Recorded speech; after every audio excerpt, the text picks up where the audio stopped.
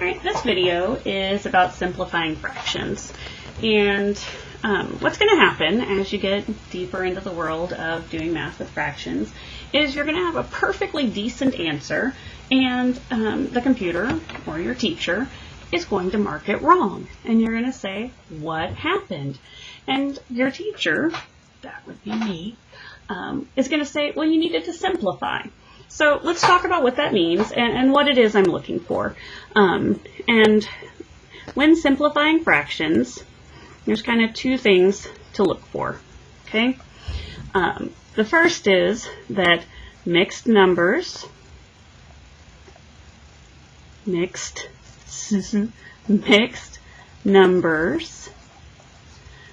check. Improper fractions,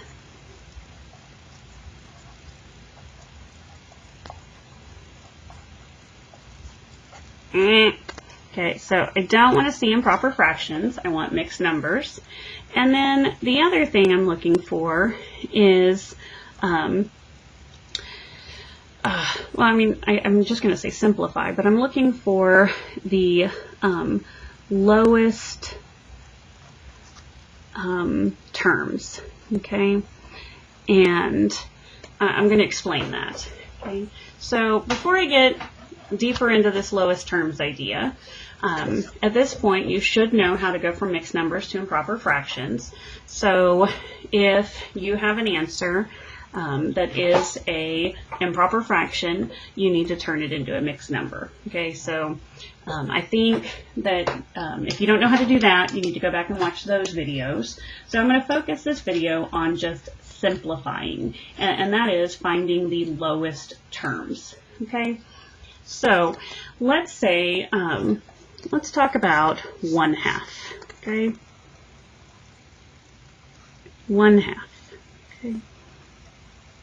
It's just so beautiful, isn't it? Okay, 1/2.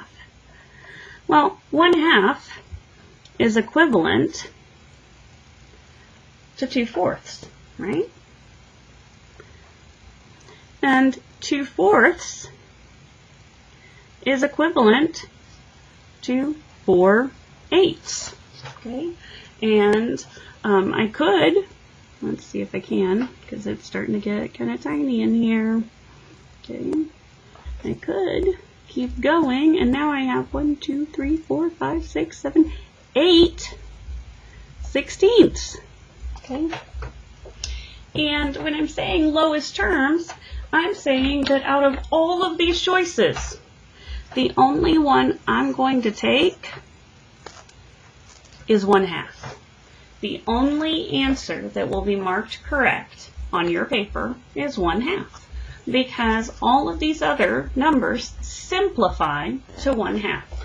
So one might ask at this point, how do you simplify? Okay, so how do you simplify? Okay, and the way that you simplify is you divide the numerator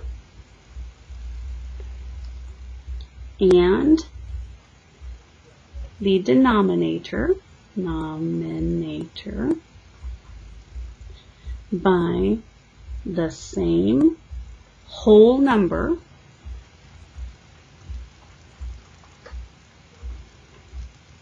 until you can't simplify anymore.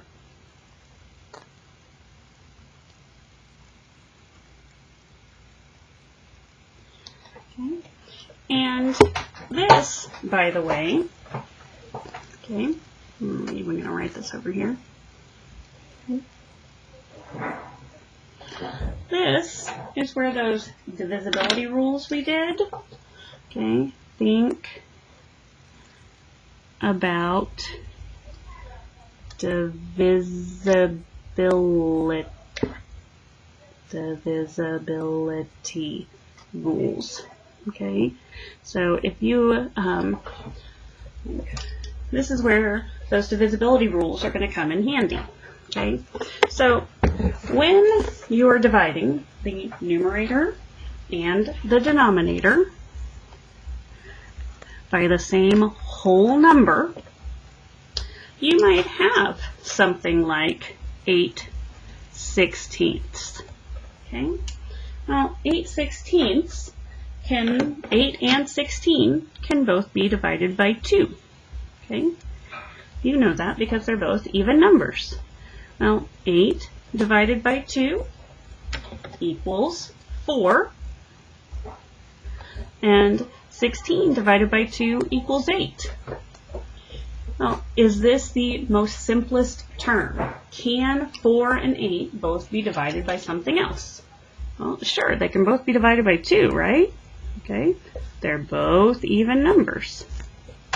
Okay, 4 divided by 2 is 2. 8 divided by 2 is 4. And then you're like, oh, holy cow, we still have even numbers. Okay, so 2 divided by 2 is 1, and 4 divided by 2 is 2. So this right here, this 1/2, is what I've been looking for this whole time. Okay, so one might notice that 8/16, both the 8 and the 16th can be divided by 8. Okay, 8 divided by 8 is 1. 16 divided by 8 is 2. Okay, and there, right there, is that same 1/2 that I was looking for over here. Okay, so it is certainly quicker if you can think of the largest factor of the numerator and the denominator. But if you can't think of anything else, at least think, are they both even numbers? Then divide by 2. Do they both end in 5 or 0? In fact, I think those would probably be my top questions. Okay, are they both even? Are they both even? Because if they're both even, if the numerator and denominator are both even, then it can be simplified. And another word for simplify that I just thought of would be reduce. Okay, let's see, are they both ending in 5 or 0? Okay, so that would be a multiple of 5 or 10, wouldn't it?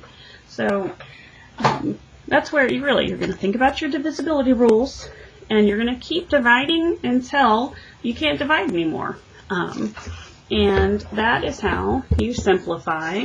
And since I just thought about it, I'm going to write or reduce fractions. Okay, so lowest terms is really what simplifying is, but sometimes I'll say is, have you simplified, when really what I mean is, have you turned your improper fraction into a mixed number?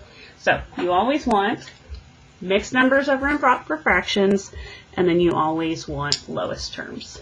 Okay, so that would be simplifying fractions.